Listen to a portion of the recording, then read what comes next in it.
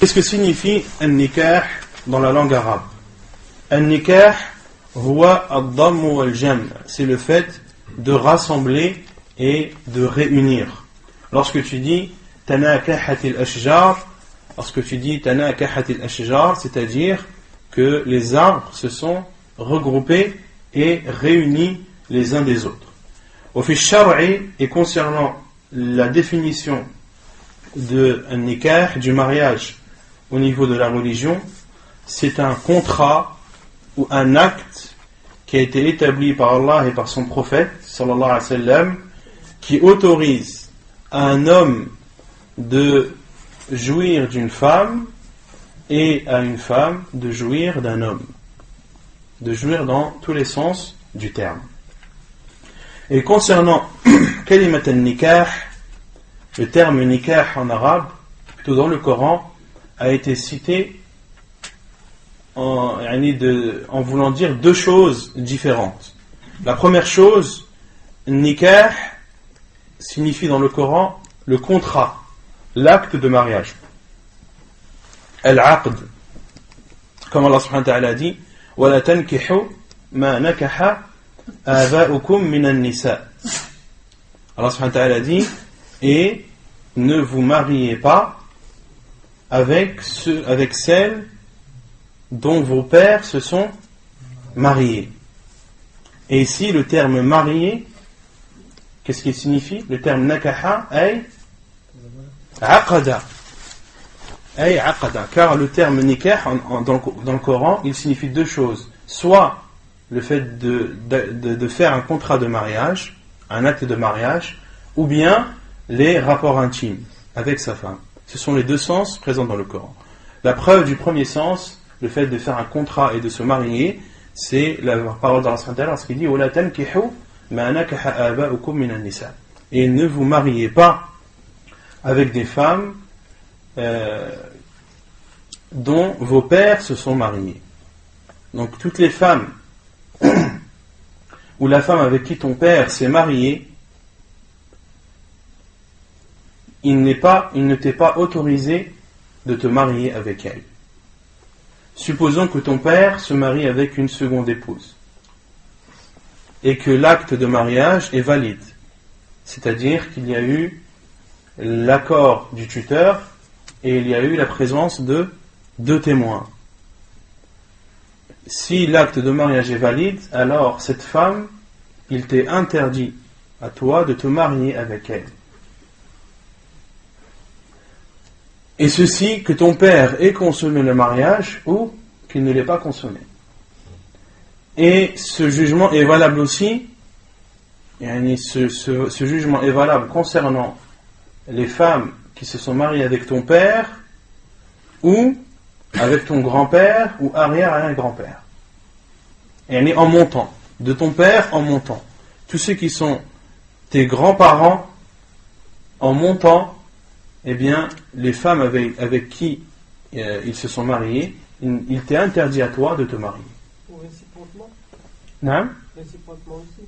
Si le fils se marie avec le mari. Allahu a'lam. Le contraire, Allahu a'lam, la adri. Concernant le fait des femmes qui se sont mariées avec ton père, il ne t'est pas autorisé, même si ton père divorce avec elle par la suite. Même si ton père divorce avec elle par la suite, elle reste pour toi un mahram. Mais pour ton père, elle n'est plus un mahram. Donc une femme qui s'est mariée avec ton père, même si le mariage n'a pas été consommé, et que ton père divorce par la suite, eh bien cette femme reste pour toi un mahram. Reste pour toi une femme qui t'est interdite au mariage. Autrement dit, tu as le droit de voyager avec elle, tu as le droit de rester tête à tête avec elle, elle a le droit de se dévoiler devant toi, alors que ton père, lui, n'est plus son mari. Donc lui n'a plus le droit de la voir, n'a plus le droit de voyager seul avec elle, etc. etc. Et c'est un jugement qui reste durant toute la vie de la personne. Et dans ce verset, Allah a dit وَلَا تَنْكِحُوا مَا نَكَحَ آبَاؤُكُمْ. Ici, le terme nakaha signifie ne concluez pas de contrat de mariage avec des femmes qui se sont mariés avec vos pères. Et ensuite Allah subhanahu wa ta'ala dit illa ma qad salaf. Illa ma qad salaf, c'est-à-dire lakin ma qad salaf. C'est-à-dire que si vous avez conclu des mariages de cette sorte avant de connaître le jugement, avant que ce jugement n'apparaisse, alors Allah subhanahu wa ta'ala ne le prendra pas en considération, mais vous devez rompre cet acte de mariage. Allah subhanahu wa ta'ala parlait aux compagnons radiyallahu anhum que ceux qui, lorsque ce verset est descendu, lorsque ce jugement a été légiféré par Allah subhanahu wa ta'ala, ceux qui se trouvaient dans cette situation, qui étaient mariés avec une femme qui avait déjà été mariée avec leur père, Allah subhanahu wa ta'ala ne prend pas en considération cela, mais ils doivent sur le champ rompre l'acte de mariage. Et il y a le deuxième sens du terme nakaha dans le Coran, c'est la signification du rapport intime. Et la preuve, c'est la parole d'Allah subhanahu wa ta'ala lorsqu'il dit وَإِن طَلَّقَهَا فَلَا تَحِلُّ لَهُ مِن بَعْدُ حَتَّى تَنْكِحَ زَوْجًا غَيْرَهُ. Et si il la répudie, c'est-à-dire si l'homme répudie sa femme pour la troisième fois, فَلَا تَحِلُّ لَهُ, elle ne lui est plus autorisée et licite, حَتَّى تَنْكِحَ زَوْجًا غَيْرَهُ, jusqu'à ce qu'elle épouse un autre homme que lui. Et ici, le terme nakaha dans ce verset signifie d'avoir des rapports avec son mari. Hatta tankiha zawjan ghayra. Et la preuve, c'est qu'Allah subhanahu wa ta'ala dit jusqu'à ce qu'elle hatta tankiha zawjan ghayra. Mais une personne, est-ce qu'elle peut être mariée sans contrat de mariage? Non. Donc le terme nakaha zawjan veut dire non, sur le contrat de mariage, et on le comprend déjà du terme zawj, du terme mari par la suite. Donc le terme nakaha signifie avoir un rapport intime. Et vient appuyer cela un hadith du prophète sallallahu alayhi wa sallam rapporté dans le Bukhari Muslim, où Aïcha radiyallahu anha a dit que une femme, la femme de Rifa'a, un compagnon du prophète sallallahu alayhi wa sallam, qui est venu voir le prophète sallallahu alayhi wa sallam et lui a dit: ô envoyé d'Allah, bittu batta talaqi, yani talaqani Rifa'a wa batta talaqi, que Rifa'a radiyallahu anhu l'a répudié pour la troisième fois. Et elle a dit fatazawwajtu Abdullah ibn az-Zabir. Beaucoup lisent en faisant une erreur en croyant que c'est Abdullah ibn Zubayr. Non, dans ce hadith rapporté dans le Sahihayn, il s'agit de Abdullah ibn Zabir et non pas de Abdurrahman ibn Zabir et non pas de Abdurrahman ibn Zubayr. Et elle s'est plaint au prophète sallallahu alayhi wa sallam que Abdullah ibn Zabir ne l'approchait pas. Et elle lui a cité un détail concernant la taille de la verge. Et le prophète sallallahu alayhi wa sallam a rigolé, a souri. Et lui a dit: veux-tu retourner avec Rifa'a? La réponse était oui. Et le prophète sallallahu alayhi wa sallam lui a dit: la hatta tadhuqi usaylatahu wa yadhuqa usaylataki. Le prophète sallallahu alayhi wa sallam a dit: non, jusqu'à ce que tu goûtes son miel et que lui goûte ton miel.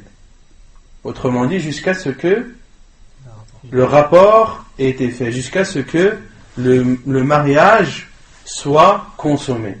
Et le prophète sallallahu alayhi wa sallam a donné l'image du miel, car c'est quelque chose de doux et de bon. Et donc dans ce hadith, il est clair que lorsque une femme qui a été divorcée 3 fois par son mari veut veut que son mari la récupère, il faut qu'elle se marie, un mariage sincère, avec un autre homme, et que le mariage soit consommé, puis qu'elle soit répudiée, et que la idda, et que le terme de la répudiation arrive à échéance, c'est-à-dire le temps de 3 menstrues. Dans ce cas, et dans ce cas uniquement, il est autorisé à la femme, ou plutôt à l'homme, de récupérer son ancienne épouse. Et il est interdit en islam de faire les mariages d'autorisation, nikah al-tahlil. Le professeur Hassan me dit la'ana Allahu al-muhallil wal-muhallala lahu. Allah maudit celui qui fait un mariage pour autoriser et celui pour qui il a été fait. Car certains se mettent en accord avec d'autres hommes en disant voilà, tu te maries avec ma femme et le jour même tu la répudies et je la récupère. Ça, c'est un accord qui est interdit en islam, et les 2 hommes sont maudits par le prophète sallallahu alayhi wa sallam.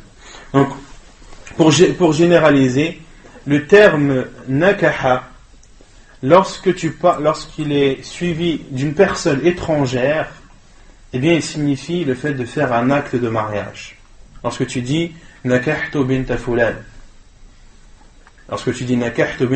c'est-à-dire je me suis marié avec la fille d'un tel, cela signifie que tu as conclu un contrat de mariage avec elle. Et lorsque tu dis nakaha zawjatahu, si on traduit littéralement, il a fait le mariage avec sa femme, c'est-à-dire qu'il a eu un rapport avec sa femme. Nakaha zawjatahu ay jama'a zawjatahu. C'est clair ou pas? طيب حكمه, le jugement du mariage. النكاح من آكد سنن المرسلين. قال الله تعالى ولقد أرسلنا رسلا من قبلك وجعلنا لهم أزواجا وذرية. Le jugement du mariage. Le mariage fait partie des sunan les plus recommandés parmi les sunan des prophètes et envoyés. Allah subhanahu wa ta'ala a dit: et nous avons envoyé des prophètes avant toi et nous leur avons donné des femmes et une descendance, une progéniture. Donc tous les prophètes et envoyés d'Allah subhanahu wa ta'ala se sont tous mariés, et Allah subhanahu wa ta'ala leur a accordé une descendance. Et concernant Ar-Ruhbaniyya, ou Ar-Rahbaniyya, si on traduit en français, la vie monastique ou le monachisme. Le fait de vivre comme un moine en se retirant de tout et entre autres de ne pas se marier. Cela n'existe dans aucune des religions. Que ce soit la religion musulmane ou la religion chrétienne ou juive, ce type de pratique n'est pas du tout, n'est pas autorisé. Et Allah subhanahu wa ta'ala a même parlé de cela dans le Coran lorsqu'il dit وَرَهْبَانِيَةً ابْتَدَعُوهَا مَا كَتَبْنَا عَلَيْهِمْ إِلَّا ابْتِغَاءَ رِضْوَانِ اللَّهِ فَمَا رَعَوْهَا حَقَّ رِعَايَتِهَا. Lorsqu'Allah subhanahu wa ta'ala parle des chrétiens, il dit وَرَهْبَانِيَةً ابْتَدَعُوهَا, et un monachisme qu'ils ont eux-mêmes légiféré, ou qu'ils ont eux-mêmes instauré. Ma katabna alayhim. Allah subhanahu wa ta'ala dit: nous ne leur avons pas rendu obligatoire cela. Illa ibtigha'a mardatillah. Illa huna bima'na lakin ibtigha'a mardatillah. Pourquoi est-ce qu'ils ont fait cela? Pour avoir la satisfaction d'Allah. Cette faction de chrétiens qui se refusent ou qui s'interdit le mariage, eh bien ils ont instauré une chose qu'ils ont eux-mêmes innové et qu'Allah subhanahu wa ta'ala ne leur a jamais ordonné, et ils ont fait ça ibtigha'a mardatillah, pour satisfaire Allah subhanahu wa ta'ala. Mais Allah azza wa jalla, qu'est-ce qu'il a dit ensuite? فما رعوها حق رعايتها. Mais ils n'ont pas fait cela comme ils devaient le faire. Autrement dit, est-ce que la bonne intention suffit? Non. Le fait d'avoir une bonne intention ne suffit pas. Tu peux très bien faire une chose en ayant une bonne intention, mais faire une chose innovée, une chose interdite. Et c'est ce qu'ont fait ces chrétiens. Ils se sont instaurés à eux-mêmes et ont innové pour eux-mêmes une chose qu'Allah subhanahu wa ta'ala ne leur a pas ordonnée. Et dans d'autres hadiths, on comprend qu'ils font cela pour atteindre le pouvoir. Ils font cela pour qu'ils soient respectés des gens et demander ensuite le pouvoir. Et Allah subhanahu wa ta'ala a dit cela dans le Coran lorsqu'il dit Inna kathiran min al-ahbari wa ruhban la ya'kuluna amwal an-nas bil batil wa yasudduna an sabilillah. Inna kathiran min al-ahbari wa ruhban. Beaucoup de rabbins et de moines la ya'kuluna amwal an-nas bil batil. Ils mangent l'argent des gens dans le faux. Et ils dévient les gens du chemin d'Allah subhanahu wa ta'ala. Et ils font cela pour qu'ils soient élevés aux yeux des gens, pour que les gens disent regardez, un tel c'est interdit de se marier avec une femme, il a fait ça pour Dieu, regardez, il faut le respecter, il faut le voir d'un autre œil. Et lorsque ce respect augmente, ces moines et ces personnes qui font ces pratiques voient qu'ils sont respectés des gens et peuvent alors leur demander ce qu'ils veulent, comme argent ou comme pouvoir. Et le prophète sallallahu alayhi wa sallam a dit La rahbaniyata fil islam. Il n'y a pas de monachisme en islam. En islam, cela n'existe pas. ويقول المؤلف ويكره تركه لغير عذر لحديث أنس بن مالك قال جاء 3 رهط إلى بيوت أزواج النبي صلى الله عليه وسلم يسألون عن عبادة النبي صلى الله عليه وسلم فلما أخبروا كأنهم تقلوها فقالوا وأين نحن من رسول الله صلى الله عليه وسلم فقد غفر له ما تقدم من ذنبه وما تأخر فقال أحدهم أما أنا فأنا أصلي الليل أبدا وقال الآخر أنا أصوم الدهر ولا أفطر وقال آخر أنا أعتزل النساء فلا أتزوج أبدا فجاء رسول الله صلى الله عليه وسلم فقال أنتم الذين قلتم كذا وكذا أما والله إني لأخشاكم لله وأتقاكم لله ولكني أصوم وأفطر وأصلي وأرقد وأتزوج النساء فمن رغب عن سنتي فليس مني حديث متفق عليه. Et il est détestable de délaisser le mariage sans excuse. La preuve est le hadith de Anas ibn Malik radiyallahu anhu lorsqu'il dit un groupe de 3 hommes appelés en arabe raht, et raht en arabe ça signifie un nombre d'hommes compris entre 3 et 9. Donc 3 hommes sont venus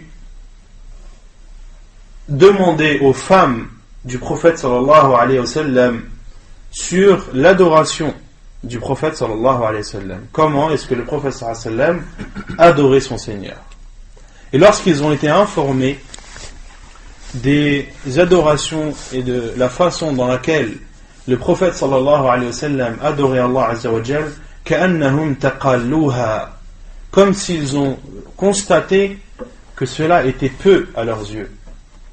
Ils ont constaté que l'adoration du prophète sallallahu alayhi wa sallam n'était pas aussi importante qu'ils ne pensaient. Faqalu, et ils ont dit, mais où sommes-nous par rapport au prophète sallallahu alayhi wa sallam? Lui, ses péchés passés et antérieurs lui ont été pardonnés. Et ils ont trouvé une explication à cette constatation qu'ils ont faite. Ils ont dit, mais c'est vrai, comment est-ce qu'on peut se comparer au prophète sallallahu alayhi wa sallam alors que lui, Allah subhanahu wa ta'ala, il lui a déjà pardonné tous ses péchés, les passés et ceux qui sont à venir. Donc c'est normal que le prophète sallallahu alayhi wa sallam ne se prenne pas la peine de faire des adorations de façon abondante et en grand nombre. فقال أحدهم, et l'un a dit, quant à moi, je prie toute la nuit.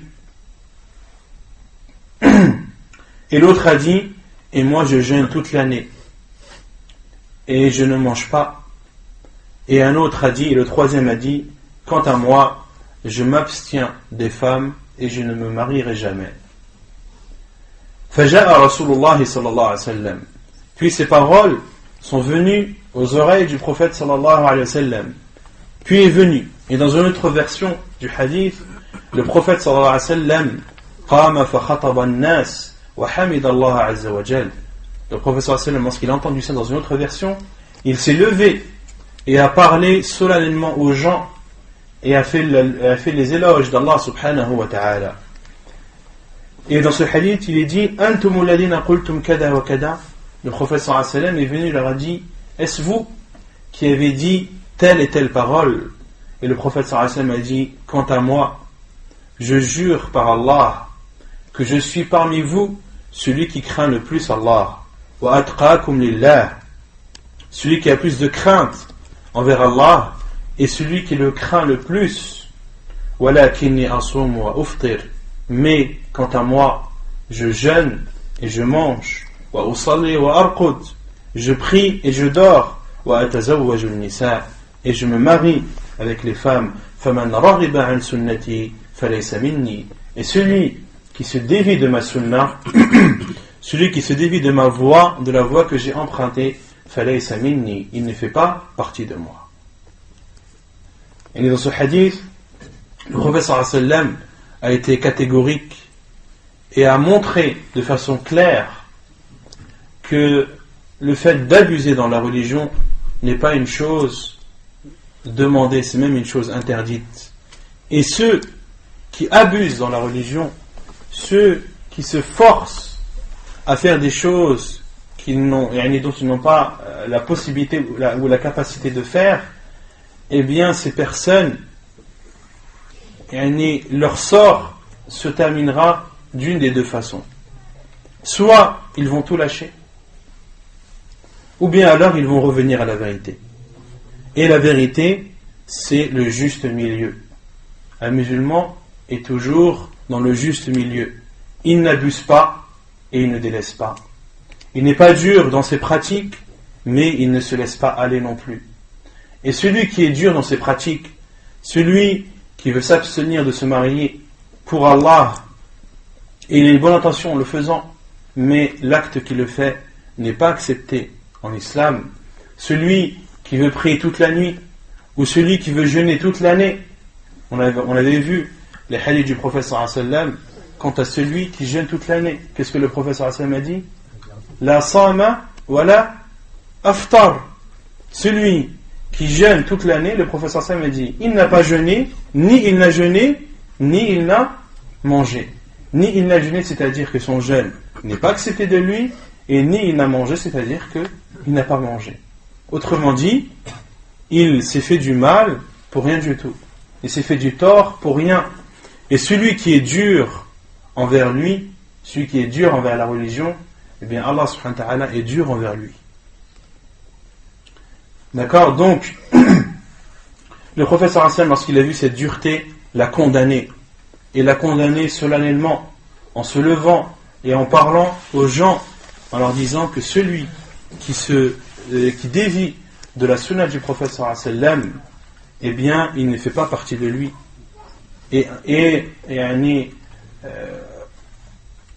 Les constats sont présents partout. Vous verrez toujours une personne qui est dure envers elle-même, qui dépasse les limites et qui veut adorer Allah subhanahu wa ta'ala soi-disant plus que le prophète sallallahu alayhi wa sallam.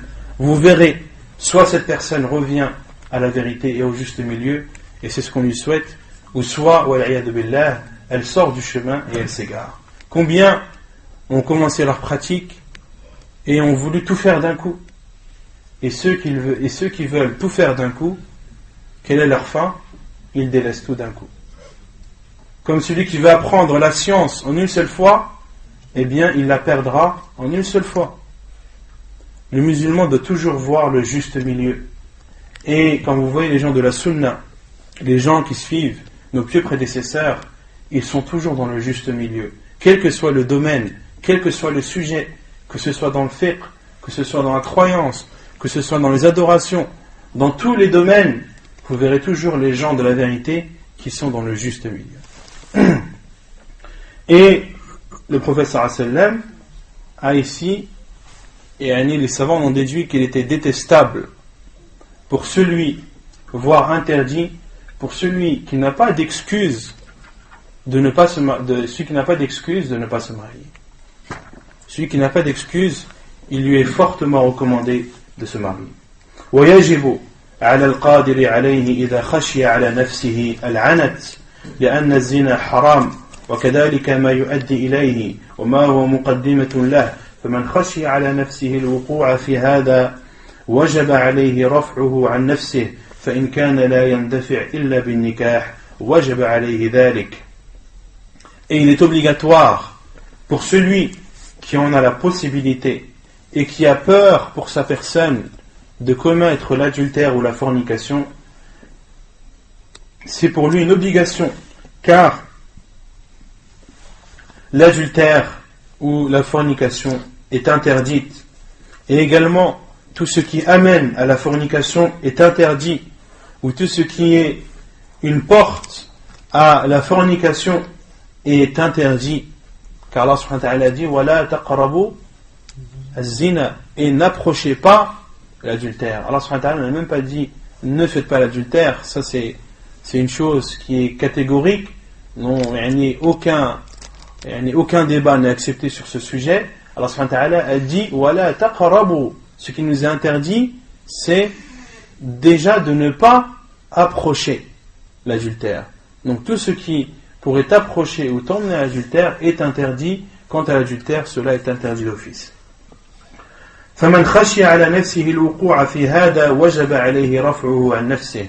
Et celui qui a peur de tomber dans l'adultère doit faire tout son possible pour se préserver de cela. فإن كان لا يندفع إلا بالنكاح وجب عليه ذلك. Et si il ne peut se préserver de l'adultère qu'en se mariant, alors il lui est obligatoire de se marier.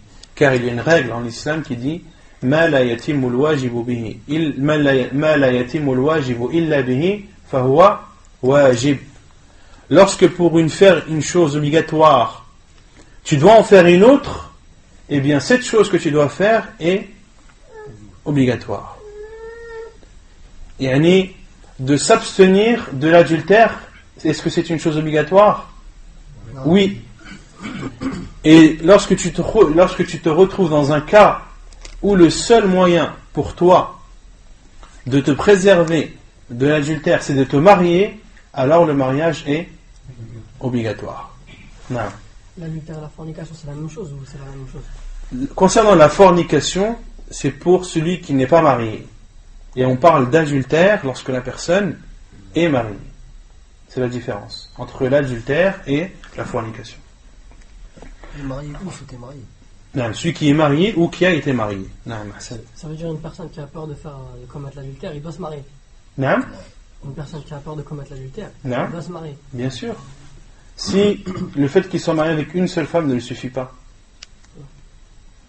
et que c'est une personne qui a beaucoup d'envie, et ses envies ne sont pas assouvies avec une seule femme, et qu'il a besoin d'une deuxième femme, et qu'il a essayé de trouver tous les moyens sans trouver de solution, et la seule solution c'est de se marier avec une deuxième femme. Alors pour lui, c'est une obligation de se marier avec une deuxième femme. Non. Et si la première femme, elle a mis dans le contrat pas de co-épouse? Allahu a'lam akhi. La adri. Il faut poser la question au savant. Non. ومن عجز عن النكاح وهو فيه راغب فعليه بالصوم. لحديث ابن مسعود رضي الله عنه قال لنا النبي صلى الله عليه وسلم يا معشر الشباب من استطاع منكم الباءة فليتزوج فإنه أغض للبصر وأحسن للفرج ومن لم يستطع فعليه بالصوم فإنه له وجاء. حديث متفق عليه.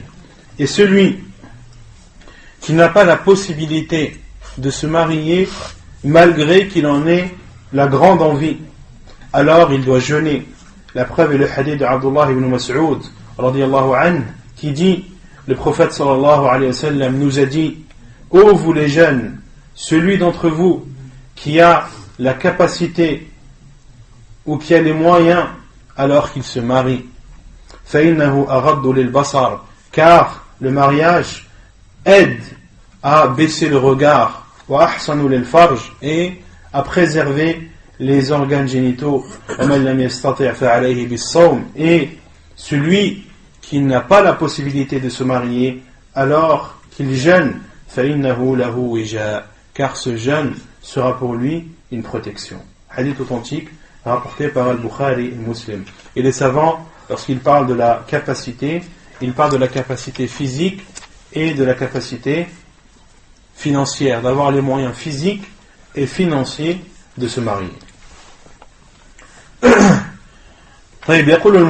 Ensuite, l'auteur pose la question: quelles sont les meilleures femmes avec qui se marier? أي النساء خير ومن أراد النكاح فليتحرى من النساء من تتوفر فيها هذه الصفات.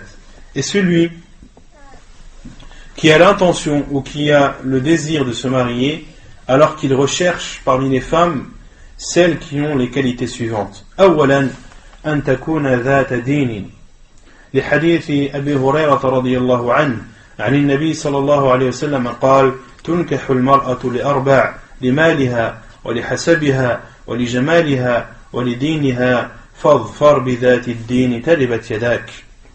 حديث متفق عليه. La première caractéristique, c'est qu'elle soit une femme dotée de religion. La preuve est le hadith de Abu Hurayra radiyallahu anhu qui dit que le prophète sallallahu alayhi wa sallam a dit: la femme, et on se marie avec une femme pour 4 choses, c'est-à-dire que les gens en général se marient avec une femme pour une de ces 4 choses: limaliha, pour son argent, walihasabiha, pour ses origines nobles, walijamaliha, pour sa beauté, walidiniha, et pour sa religion. Fadfar bidati din, accroche-toi ou recherche celle qui est dotée de religion, talibat yadak, que tes mains touchent la poussière. Hadith rapporté par Al-Bukhari et Muslim. Donc dans ce hadith, le prophète sallallahu alayhi wa sallam nous donne un constat en nous disant que les femmes, lorsqu'elles sont mariées pour 4 choses. Lorsqu'on se marie avec une femme, c'est pour 4 choses en général: soit pour son argent, soit pour ses origines ou pour sa descendance, et ça c'est beaucoup connu chez les tribus. Telle femme est la fille d'un tel qui fait partie de telle famille qui est noble et respectueuse, et le fait de se marier avec une femme d'une telle descendance ou qui a une telle origine, c'est un honneur pour cet homme. Ou bien pour sa beauté, et pour sa religion. Et le prophète sallallahu alayhi wa sallam donne un conseil aux jeunes en disant: Fadfar bidati din, recherche celle qui est dotée de religion, talibat yadak, que ta main ou que tes mains touchent la poussière. Concernant tes mains touchent la poussière, ou que tes mains soient remplies de poussière, il y a 2 explications des savants. La première, c'est que c'est une expression qui est utilisée en arabe pour appuyer une chose. Et le prophète sallallahu alayhi wa sallam voulait dire par le fait de toucher la terre ou la poussière, il voulait dire par là la pauvreté. Car ce sont les pauvres dont les mains sont recouvertes et pleines de poussière.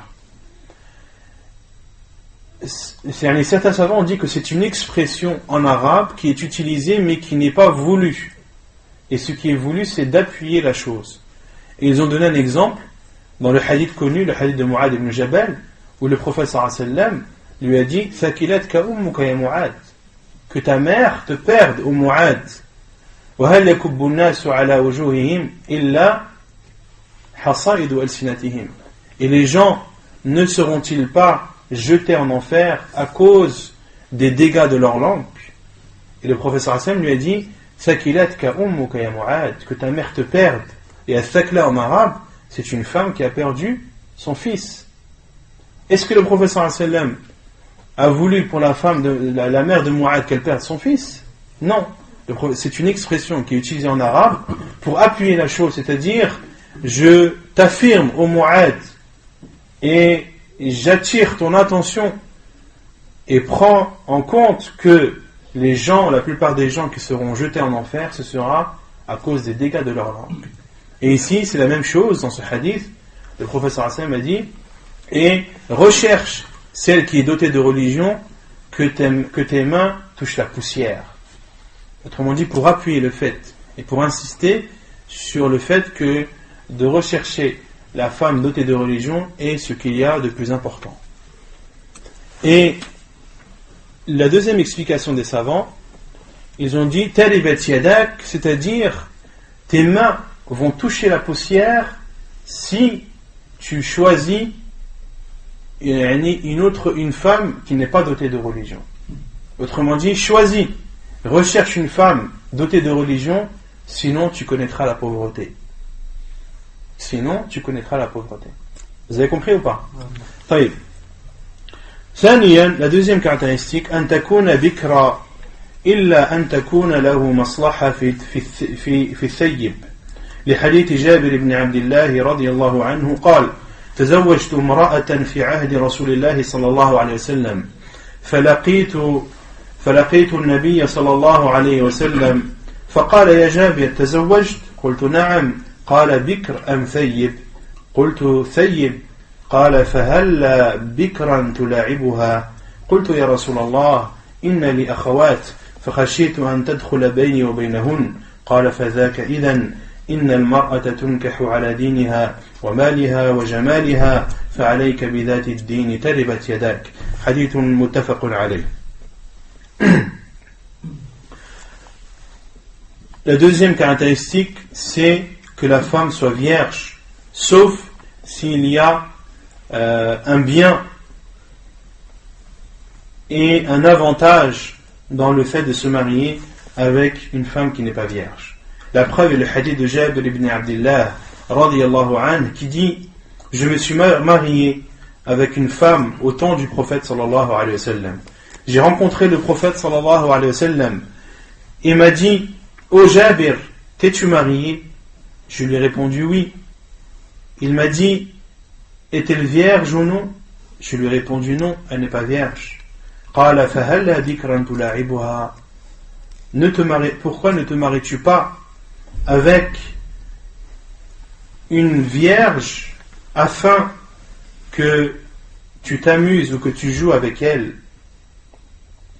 Et le terme tula'ibuha, les savants ont dit afin que tu joues avec elle et qu'il y a un amour plus fort entre toi et elle. Car, les savants ont expliqué en disant, car une femme qui n'est pas vierge, son cœur peut être attaché encore à son ancien mari. Or, une vierge, elle ne peut être attachée qu'à son premier mari. فقلت, j'ai dit: ô envoyé d'Allah, inna li akhawat, j'ai des sœurs, فخشيت أن تدخل بيني وبينهن, et j'ai peur qu'elle entre entre moi et elle. Et pour comprendre cette parole de Jabir ibn Abdillah, il faut voir un autre hadith, ou plutôt une autre version de ce hadith, qui cite que Jabir ibn Abdillah, radiyallahu anhu, lorsque son père, qui s'appelle Abdullah, Jabir ibn Abdillah, Jabir, le fils de Abdullah, donc son père c'est Abdullah. Lorsque Abdullah, le père de Jabir, radiyallahu anhu, est décédé, a été tué dans la bataille de Uhud, il a laissé 7 filles, autrement dit 7 sœurs à Jabir ibn Abdillah. Et lorsque le père n'est plus là, qui doit se charger et subvenir aux besoins de ses sœurs? C'est le frère. Et Jabir ibn Abdullah avait donc à sa charge les sept sœurs. Et il a dit au prophète sallallahu alayhi wa sallam, je me suis marié avec une femme qui n'est pas vierge, qui a déjà été mariée, car j'avais peur en me mariant avec une femme vierge qui était qui avait un âge bas, qu'elle entre moi et elle. Autrement dit, qu'elle rentre au sein de mes sœurs et qu'elle n'ait pas d'influence sur elle. Et Jabir ibn Abdullah, dans l'autre hadith, a expliqué hatta taquma alayhin wa tuslihuhun. Je me suis marié avec une femme qui a déjà été mariée afin qu'elle s'occupe de mes sœurs et qu'elle les éduque. Et le prophète sallallahu alayhi wa sallam lui a dit fadhaka idan. Eh bien, c'est ce qu'il fallait faire alors. Le prophète sallallahu alayhi wa sallam a approuvé cette décision de Jabir ibn Abdullah de se marier avec une femme qui a déjà été mariée, car il y a dans cela un besoin et une nécessité. Inna al-mar'ata, puis le prophète sallallahu alayhi wa sallam a dit, la femme, on se marie avec la femme pour sa religion, pour son argent et pour sa beauté. Fa'alayka bidhati ad-din taribat yadak. Et recherche celle qui est dotée de religion, que tes mains touchent la poussière. Hadith authentique rapporté par Al-Bukhari et Muslim. ثالثا أن تكون ولودا لحديث أنس عن النبي صلى الله عليه وسلم قال تزوجوا الودود الولود فإني مكاثر بكم الأمم حديث صحيح رواه أبو داود والنسائي. Et la troisième caractéristique, c'est qu'elle soit féconde. La preuve, c'est le hadith de Anas ibn Malik radiyallahu anhu qui dit, le prophète sallallahu alayhi wa sallam a dit, mariez-vous avec al-wadoud. Al-wadoud, c'est la femme qui aime son mari. Mariez-vous avec une femme qui vous aimera, al-waloud, et qui est féconde. فَإِنِّي مُكَاثِرٌ بِكُمُ الْأُمَمْ. Car je veux être la communauté qui soit la plus nombreuse parmi les communautés parmi toutes les communautés. Le prophète sallallahu alayhi wa sallam veut être celle qui sera la plus nombreuse. Non. Ça peut être une raison de se marier avec une deuxième femme, ce hadith du prophète sallallahu alayhi wa sallam qui dit qu'on va multiplier sa communauté, mis à part le fait que quand on dit tout à l'heure quelqu'un qui a beaucoup de plaisir. Les savants disent concernant le fait de se marier avec une deuxième femme, il n'y a pas besoin d'avoir une raison. C'est une chose qui est autorisée. Tu peux très bien te marier avec une seconde femme, car Allah subhanahu wa ta'ala te l'a autorisé. Et la seule condition dans cela, c'est d'être juste. Allah subhanahu wa ta'ala dit wa in khiftum alla ta'dilu fawahida. Et si vous avez peur de ne pas être juste entre elles, alors une seule. Et les savants disent que celui qui a peur de ne pas être juste envers ses femmes, qu'il lui est interdit de se marier avec une deuxième femme. Si tu as peur et tu sais que tu ne vas pas être juste avec tes femmes, entre la première et la deuxième femme, alors les savants entrent cela dans la catégorie des gens pour qui le mariage est interdit. Le mariage est interdit pour celui qui a peur de ne pas être juste envers ses femmes. طيب أي الرجل خير. Quel est le meilleur des hommes à prendre ou à choisir en mariage? Dans le deuxième hadith là, dans le premier hadith où il dit qu'il a pris la femme, elle n'était pas vierge, parce qu'il avait peur qu'elle rentre entre elle et entre ses sœurs. Non. Mais l'ulma s'il aurait pris une femme vierge. Lui, il ne voulait pas prendre une femme jeune qui a le même âge que ses sœurs, puis qui, en côtoyant ses sœurs, pourrait être une source de problème et qu'il y ait une mauvaise entente entre elles. Alors, il a jugé que de prendre une femme qui est plus âgée que ses sœurs, qui a déjà été mariée, et qui sait éduquer des enfants, que cela était meilleur pour lui et pour éviter tous les problèmes et pour que justement cette femme qui a déjà été mariée puisse prendre en charge l'éducation et inculquer les bonnes valeurs à ses sœurs. En fait. Quels sont parmi les hommes les meilleurs avec qui il faut se marier? إذا كان على الرجل أن يتحرى من النساء من وصفنا فإن على ولي المرأة أن يتحرى لنكاحها الرجل الصالح لحديث أبي حاتم المزني قال رسول الله صلى الله عليه وسلم إذا جاءكم من ترضون دينه وخلقه فانكحوه إلا تفعلوا تكن فتنة في الأرض وفساد كبير. De la même façon, il est demandé à l'homme de rechercher les caractéristiques citées précédemment chez une femme. Il est également demandé au tuteur de la femme de rechercher pour la femme qu'il a sous sa tutelle un homme vertueux et pieux. La preuve est le hadith de Abu Hatim al-Muzani radiyallahu anhu qui dit, le prophète sallallahu alayhi wa sallam a dit, إِذَا جَاءَكُمْ مَنْ تَرْضَوْنَ دِينَهُ وَخُلُقَهُ, si vient à vous celui dont vous agréez la religion et le comportement, alors mariez-le. إِلَّا تَفْعَلُوا تَكُنْ فِتْنَةٌ فِي الْأَرْضِ وَفَسَادٌ كَبِيرٌ. Si vous ne faites pas, alors il y aura sur terre des turpitudes et un grand mal. Hadith authentique rapporté par At-Tirmidhi. Donc la caractéristique de l'homme, le tuteur de la femme doit être satisfait de la religion et du comportement de l'homme qui vient demander sa fille ou la femme qu'il a sous sa tutelle. Et le prophète sallallahu alayhi wa sallam nous fait comprendre ici qu'il y a deux choses qu'il faut vérifier. Il faut vérifier la religion. Est-ce que cet homme a une religion droite? Est-ce qu'il est assidu dans ses pratiques, etc., etc. Est-ce qu'il craint Allah subhanahu wa ta'ala? Et également, est-ce que son comportement est un comportement louable?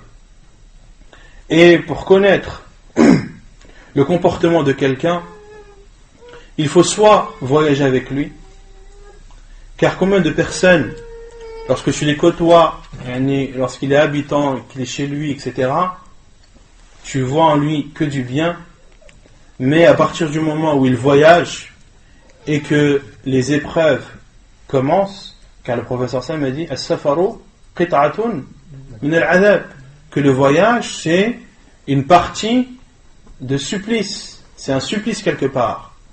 Lorsqu'il voyage et qu'il est atteint par la fatigue et qu'il est atteint par la faim, par la soif, par la chaleur, par le froid, etc., etc., lorsqu'il est atteint par l'éloignement du lieu où il habite, là, le vrai visage de la personne se dévoile. C'est là où tu vois une personne, si elle est patiente ou pas. Si tu vois une personne, si elle accepte le destin d'Allah subhanahu wa ta'ala ou pas.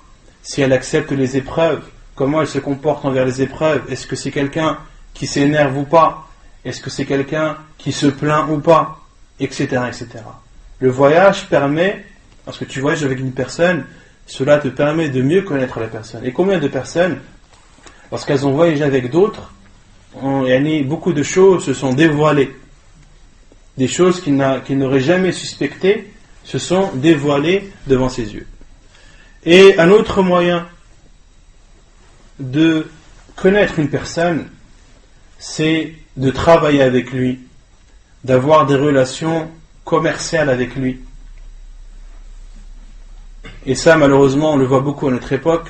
Combien de personnes, tu les vois, masha'Allah, mais lorsqu'il s'agit d'euros, lorsqu'il s'agit de vendre et d'acheter, là tu vois al-ajab al-ujab. Là tu vois des choses qui vont t'étonner comme jamais tu n'as été étonné. Des choses dont tu n'avais jamais pensé, des choses, tu t'es dit jamais un musulman ne pourrait faire, ou je n'aurais jamais pensé que toi, comme je te connais, tu aurais pu faire cela. Combien de transactions se passent mal, combien de comptes sont faussés, combien d'argent sont volatilisés, etc., etc. Donc le fait d'avoir une transaction commerciale avec quelqu'un, de voir comment la transaction se passe, de voir si les comptes sont normaux ou pas, s'il n'y a pas de trous, s'il n'y a pas de tricherie, etc., etc. et cela aide à connaître le comportement de la personne. Et également, le troisième moyen de connaître une personne, c'est lorsque c'est ton voisin. Lorsque c'est ton voisin, c'est un moyen pour toi de connaître son comportement, de savoir comment il est. Est-ce que son comportement est agréé chez toi? Est-ce que tu es satisfait de son comportement ou pas? Donc il est préférable, lorsque tu veux te renseigner sur quelqu'un, de demander directement à ses voisins. Les voisins vont te dire comment il est. Est-ce que c'est quelqu'un de nerveux ou pas? Est-ce qu'ils entendent crier, ou est-ce qu'ils ont vu ou entendu des mauvaises choses de lui? Est-ce qu'il leur a porté atteinte ou pas, etc., etc.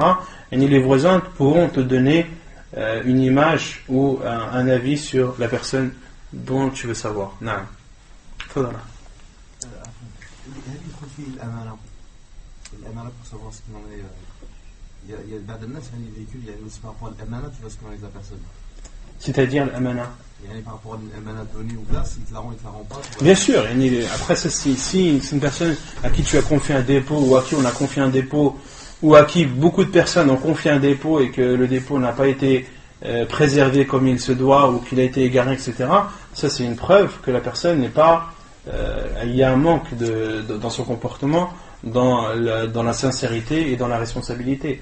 De voir aussi si la personne est avare ou pas, de voir si la personne est nerveuse ou pas, de voir si la personne est est violente ou pas, etc., etc. Parce qu'une personne qui est avare, c'est un défaut que tu dois connaître.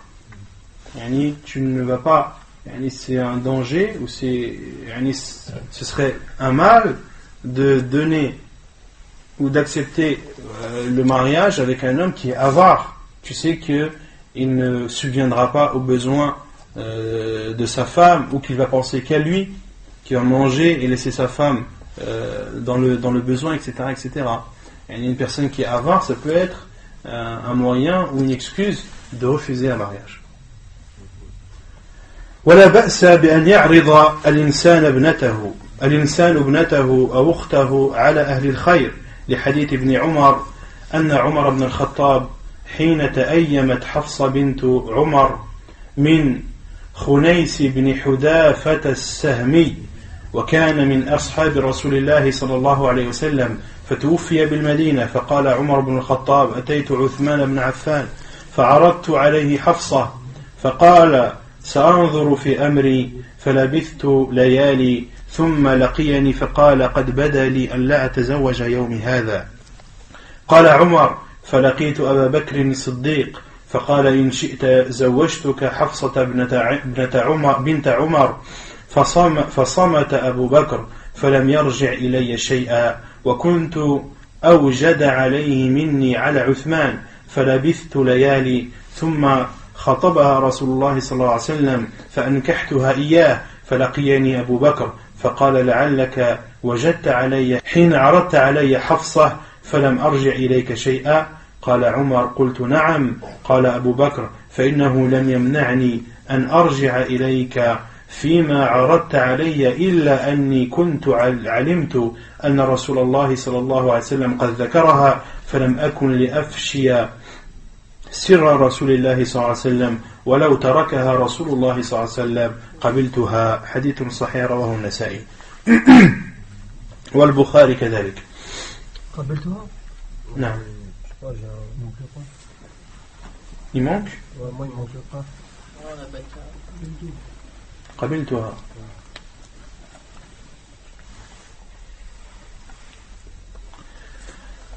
et il n'y a pas de mal à ce qu'une personne propose sa fille ou propose sa sœur aux gens de bien pour le mariage.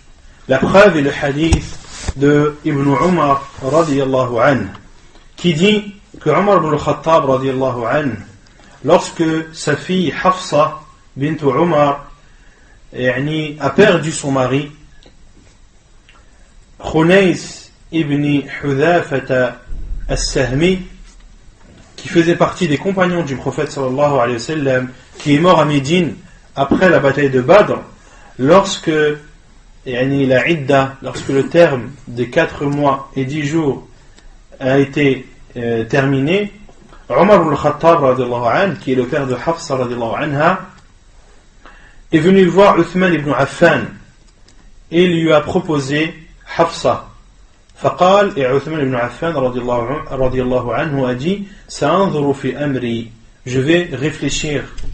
فلبثت ليالي, et Omar al-Khattab a dit, et je suis resté quelques jours. ثم لقيني, puis Uthman ibn Affan radiallahu anhu m'a rencontré. فقال, et il m'a dit, قد بدا لي أن لا أتزوج يومي هذا, il m'est apparu où je vois que je ne veux pas me marier pour le moment. قال عمر فلقيت أبا بكر الصديق, Omar al-Khattab a dit, j'ai rencontré alors Abu Bakr as-Siddiq radiallahu anhu, et je lui ai dit, إن شئت زوجتك حفصة بنت عمر, si tu le désires et si tu veux, je te marie à Hafsa, la fille de Omar. فصمت أبو بكر, et Abu Bakr radiallahu anhu s'est tu, n'a rien dit. فلم يرجع إلي شيئا, et Omar al-Khattab radiallahu anhu a dit, et il ne m'a fait aucun retour.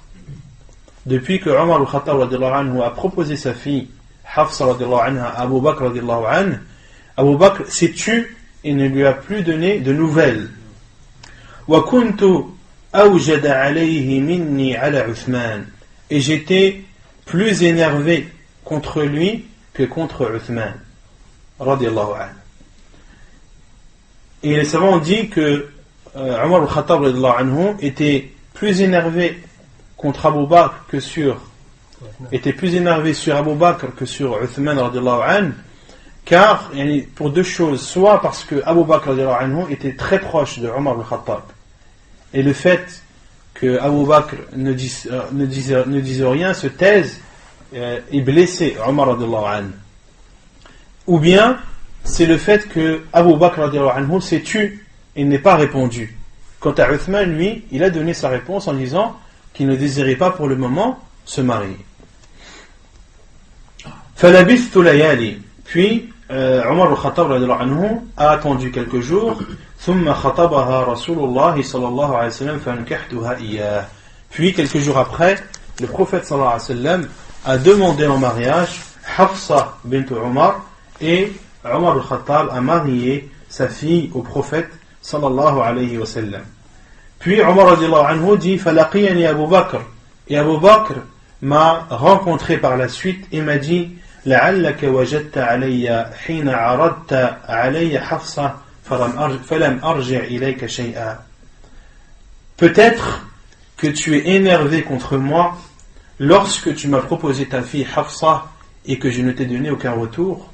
Et Omar radiallahu anhu a dit oui, c'est vrai que je suis énervé contre toi lorsque je t'ai proposé ma fille et que tu ne m'as fait aucun retour. Et Abu Bakr radiallahu anhu a dit فإنه لم يمنعني, ce qui m'a empêché de te donner une réponse lorsque tu m'as proposé ta fille, c'est le fait que je savais que le prophète sallallahu alayhi wa sallam l'avait cité. Le prophète sallallahu alayhi wa sallam avait parlé de Hafsa radiallahu anha. فَلَمْ أَكُنْ لِأَفْشِيَ سِرَّ رَسُولِ اللَّهِ صلى الله عليه وسلم. Et il était hors de question que je dévoile un secret du prophète sallallahu alayhi wa sallam. وَلَوْ تَرَكَهَا رَسُولُ اللَّهِ صلى الله عليه وسلم قَبِلْتُهَا. Et si le prophète sallallahu alayhi wa sallam l'avait délaissée ou ne s'était pas marié avec elle, alors j'aurais accepté ta demande. Hadith authentique rapporté par Al-Bukhari et An-Nasa'i. Et dans ce hadith, il y a beaucoup de choses qu'on peut déduire. Et le fait que Omar al-Khattab radiallahu anhu soit énervé, cela fait partie de la nature humaine, d'être blessé. Mais le souci, c'est lorsque le fait d'être blessé ou d'être énervé te pousse à dépasser les limites. Car Omar al-Khattab radiallahu anhu a gardé cela pour lui. Cela ne l'a pas empêché de parler avec Abu Bakr et d'avoir des relations normales avec lui. Contrairement à beaucoup de personnes, lorsqu'ils sont énervés ou lorsqu'ils en veulent à quelqu'un, ils ne lui parlent plus, ils ne lui passent plus le salam, etc., etc. Le fait d'être énervé, c'est la nature humaine. Mais de dépasser les limites ou de ne pas t'acquitter des droits qu'a ton frère sur toi, parmi ces droits, le fait de le saluer et qu'il réponde à ton salam, et cela, c'est dépasser la limite. Et aussi on dédie de ce hadith l'importance qu'il y a de garder les secrets, et que tout ce qui s'entend ne se dit pas forcément. Tout ce qui s'entend ne se dit pas forcément. Et qu'il est autorisé aussi, on dédie aussi de ce hadith, qu'il est autorisé de se taire lorsque l'on juge que la réponse n'est pas appropriée. Comme l'a fait Abu Bakr radiallahu anhu, lorsque Omar ibn Khattab lui a proposé sa fille, Abu Bakr radiallahu anhu s'est tu, n'a pas donné de réponse. Et beaucoup ne comprennent pas ce comportement. Certains vont par exemple profiter qu'un cheikh vienne pour condamner une chose qui se passe par exemple dans la mosquée devant tout le monde avec les personnes concernées. Et le cheikh va comprendre cela et va juger par exemple que s'il donne la réponse maintenant, cela va faire une grosse fitna dans la mosquée. Beaucoup ne comprennent pas le fait qu'un cheikh se taise et ne dise pas une chose. C'est compréhensible. Si le fait de parler va amener plus de mal que de bien, alors de se taire est mieux. C'est pour cela que le prophète Sam a dit وَمَنْ كَانَ يُؤْمِنُ بِاللَّهِ وَالْيَوْمِ الْآخِرِ فَلْيَقُلْ خَيْرًا أَوْ لِيَصْمُتْ, que celui qui croit en Allah et au jour du jugement, qu'il dise du bien ou qu'il se taise. Donc tout ce qui s'entend ne se dit pas forcément. Et on dédie aussi de ce hadith l'importance de garder les secrets. Lorsque quelqu'un te dit une chose et qu'il te demande de garder cette chose en secret, c'est une obligation pour toi de garder cela en secret. Il ne t'est pas autorisé de le dévoiler, car de dévoiler ce secret pourrait porter atteinte et portera atteinte sans aucun doute à cette personne. Et le hadith est authentique, rapporté par Al-Bukhari et Al-Nasa'i. Et donc dans ce hadith, on voit bien qu'il est autorisé au tuteur de la fille, si un père qui a une fille ou un frère qui a une sœur, il lui est autorisé, s'il voit des personnes de bien, des frères qu'il connaît, en qui il a confiance, dont il connaît le bon comportement, etc., et dont il est satisfait de la religion, alors il lui est autorisé de proposer. Ce n'est pas une honte en aucun cas de proposer sa fille ou de proposer sa sœur, de dire voilà, j'ai une fille et je te la propose en mariage, est-ce que tu acceptes ou pas, je te laisse réfléchir, etc. etc. Comme l'a fait Omar radiallahu anhu à Uthman ibn Affan, qui fait partie des grands compagnons du prophète sallallahu alayhi wa sallam, un des 10 à qui le prophète sallallahu alayhi wa sallam a promis le paradis de leur vivant, et de même qu'Abu Bakr radiallahu anhu. ونكتفي بهذا القدر وسبحانك اللهم وبحمدك أشهد أن لا إله إلا أنت أستغفرك وأتوب إليك.